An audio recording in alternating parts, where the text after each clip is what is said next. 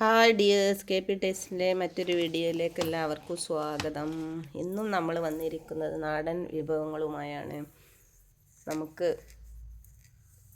ഇന്നത്തെ തലമുറയ്ക്ക് നാടൻ വിഭവങ്ങളെക്കുറിച്ച് വലിയ വിവരമൊന്നുമില്ല. അവർ അതിനത്ര പ്രാധാന്യമൊന്നും കൽപ്പിക്കാറില്ല.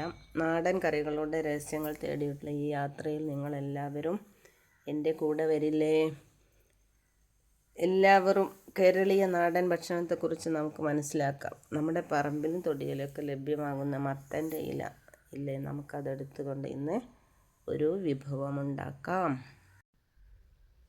മത്തൻ്റെ ഇല എടുത്തുകൊണ്ട് നമുക്കത് നല്ലവണ്ണം കഴുകിയെടുക്കാം. കഴുകിയെടുത്തതിന് ശേഷം നമുക്കത് കട്ടിംഗ് ബോർഡിലേക്ക് വെച്ചിട്ട് കുനുകുന ചെറിയ കഷണങ്ങളാക്കി അരിഞ്ഞെടുക്കണം. നിങ്ങൾ കഴുകുമ്പോൾ നല്ലവണ്ണം ശ്രദ്ധിക്കണം. ഇതിൻ്റെ ബാക്കിൽ പല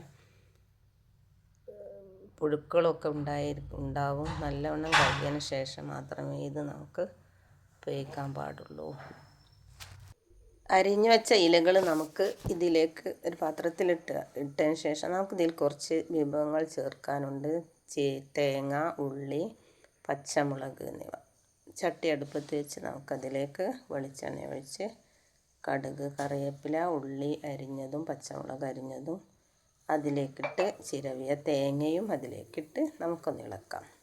ഉപ്പ് ചേർക്കാൻ മറക്കരുത്. ഉപ്പ് നിങ്ങളുടെ ആവശ്യത്തിന് ഇടാം. ഇത്തരം നാടൻ വിഭവങ്ങളെക്കുറിച്ചുള്ള അറിവ് നിങ്ങൾക്ക് ആവശ്യമാണെങ്കിൽ ഈ ചാനൽ ഒന്ന് സബ്സ്ക്രൈബ് ചെയ്ത് ഫോളോ ചെയ്യണേ. നിങ്ങളെ വിലയേറിയ കമൻറ്റുകളും രേഖപ്പെടുത്താൻ മറക്കരുത്. നമുക്ക് മത്തൻ്റെ ഇല അതിലേക്കിട്ട് നമുക്ക് ചെറിയ തീയിൽ അതൊന്ന് വേവിച്ചെടുക്കാം. അടുത്തതായി നമ്മൾ മുതിരയും കർമൂസയും ഇട്ട ഒരു ഉപ്പേരിയാണ് നമ്മൾ ഉണ്ടാക്കാൻ പോകുന്നത്. ആദ്യം മുതിര അടുപ്പത്ത് വെക്കണം. ഏകദേശം ഒരു 4 വിസിലാവുന്നത് വരെ സമയമുണ്ട്. നമുക്ക് കർമൂസ എരിഞ്ഞെടുക്കാം. നമ്മുടെ പറമ്പിൽ തന്നെയുള്ള കർമൂസയാണ് ഞാൻ എടുത്തിരിക്കുന്നത്. അതിന് കർമൂസയുടെ തോലൊക്കെ കളഞ്ഞതിന് ശേഷം നമുക്കത് കട്ടിംഗ് ബോർഡിൽ വെച്ചിട്ട് ചെറുതായിട്ട് അരിഞ്ഞെടുക്കാം. കർമൂസ നമ്മൾ ഇതിൻ്റെ കൂടെ തന്നെയാണ് വേവിക്കുന്നത്.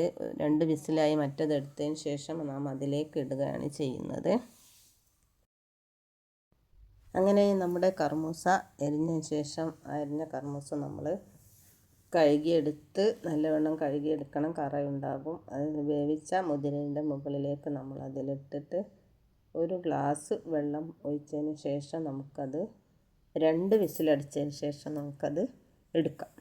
ശേഷം നമുക്കൊരു പാൻ അടുപ്പത്ത് വെച്ചിട്ട് വെളിച്ചെണ്ണ ഒഴിച്ച് കടുക്, കറിവേപ്പില സെയിം പ്രോസസ്സ് ചെയ്തതിന് ശേഷം നമുക്കതിൽ ചുവന്ന മുളകും ഉള്ളിയും ഒക്കെ ഇട്ട് വറവിടേണ്ടതുണ്ട്. വറവിട്ട കർമൂസ മുതിര ഉപ്പേരിയിലേക്ക് നമുക്ക് ആ വെളിച്ചെണ്ണ ഒഴിച്ച് കുറച്ച് സമയം ഇളക്കാതിരിക്കുക. അങ്ങനെ നമ്മുടെ ഉപ്പേരി റെഡിയായി.